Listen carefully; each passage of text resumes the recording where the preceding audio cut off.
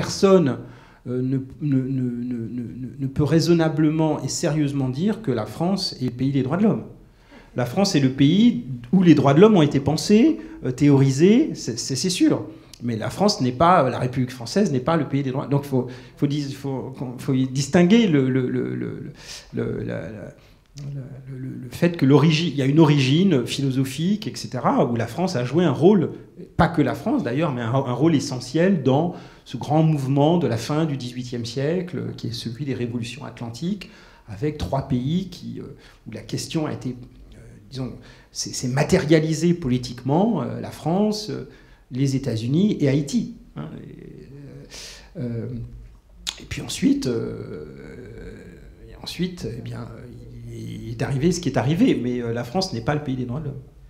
Juste sur ce point, moi je suis frappé quand même depuis très longtemps par cette façon qu'on a alors à différents niveaux, hein, alors au niveau politique, effectivement, de se revendiquer comme la patrie des droits de l'homme, etc.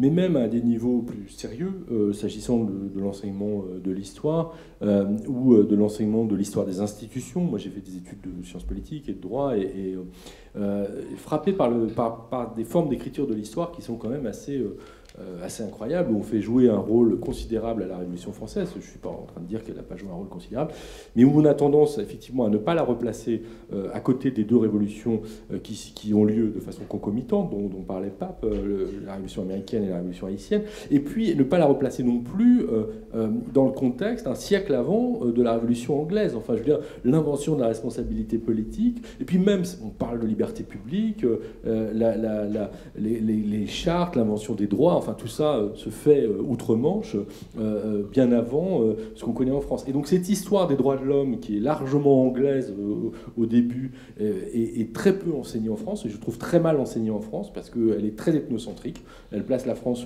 au milieu, comme la patrie des droits de l'homme, et je le vois aussi dans les manuels scolaires aujourd'hui, hein, destinés aux lycéens par exemple, où on est loin d'avoir de ce point de vue-là une histoire globale. C'est frappant parce qu'on a davantage une histoire globale s'agissant de l'histoire économique aujourd'hui. On a fait des progrès de ce point de vue-là, il faut s'en féliciter. Mais du point de vue de l'histoire des institutions, de l'histoire des libertés publiques, je trouve qu'il y a encore beaucoup de progrès à faire.